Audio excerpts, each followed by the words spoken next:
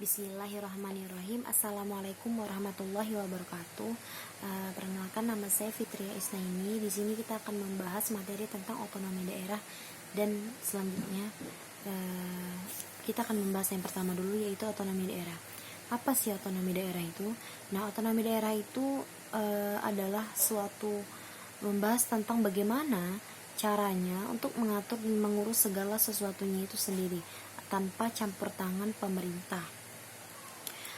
Kenapa demikian? Karena mungkin di masyarakat tersebut ingin memberikan suatu dampak bagi mereka sendiri tanpa campur tangan dari pemerintah. Nah, untuk kepentingan masyarakat di daerah tersebut, tentunya kawan-kawan dan kita semua juga tahu bahwa suatu daerah itu akan mengalami bagaimana kekayaan alam setiap daerah itu didapatkan oleh pemerintahnya masing-masing. Maksudnya kan kita kalau mau melakukan sesuatu itu ada aturannya.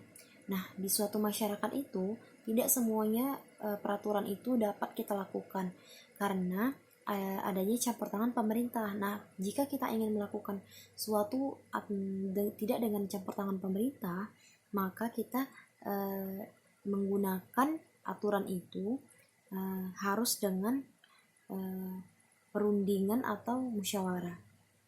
Nah, dalam otonomi daerah itu dapat terjadinya perubahan sosial dan pembangunan ekonomi. Nah, perubahan sosial dan pembangunan ekonomi ini bisa dibilang dengan social change.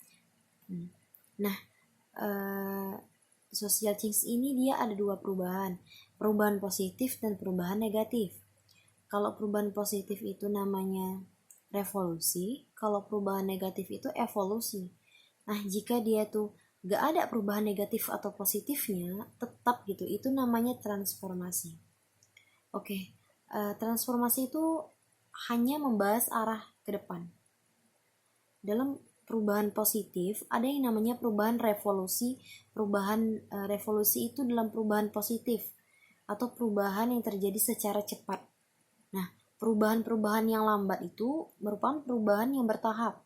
Itu maksudnya evolusi itu adalah perubahan yang bertahap.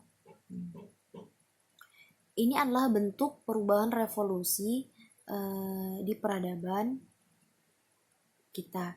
Contohnya itu ada orang yang dia di kehidupan sehari-hari itu bisa dia lebih buruk atau dia lebih baik dari hari sebelumnya, atau dia tetap gitu aja. Nah, itu nggak ada perubahan. Selanjutnya itu ada untuk kemajuan perubahan sosial di masyarakat itu harus mengadakan atau harus mencari ide-ide secara langsung atau secara tidak langsung.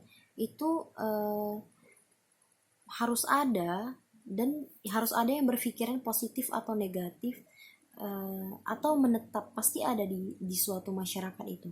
Nah, itu yang dapat dirubah. Bagaimana cara merubahnya? Itulah adanya ide-ide dari masyarakat untuk merubah daerahnya masing-masing tanpa campur tangan dari pemerintah. Nah, di sini ada tiga suatu pergeseran atau berubahnya struktur atau tatanan di dalam masyarakat berdasarkan faktor-faktor intern atau dari dalam diri masyarakat tersebut. Nah, itu dapat menyebabkan terjadinya perubahan sosial pada masyarakat itu sendiri. Nah, perubahan sosial akan terjadi ketika adanya perubahan dalam pembangunan ekonomi. Ketika telah terjadinya perubahan sosial dan berbagai penyebab dan mempercepatnya, itu dapat memicu berbagai percepatan dalam ekonomi. Nah, jika kan ada tiga nih, ada perubahan sosial, ada community development, dan pembangunan ekonomi. Nah, dari tiga struktur ini, jika di suatu masyarakat itu dia ada perubahan sosial terjadi, jika itu lebih baik atau lebih buruk, itu ada community development. Itu dia suatu pendorong atau penggerak dari apa hal positif atau negatif yang kita lakukan. Selanjutnya itu, maka setelah itu akan terjadilah otomatis terjadinya semakin maju atau semakin buruk pembangunan ekonomi di daerah tersebut. Mungkin itu saja yang dapat saya sampaikan. Akhir kata, Assalamualaikum warahmatullahi wabarakatuh.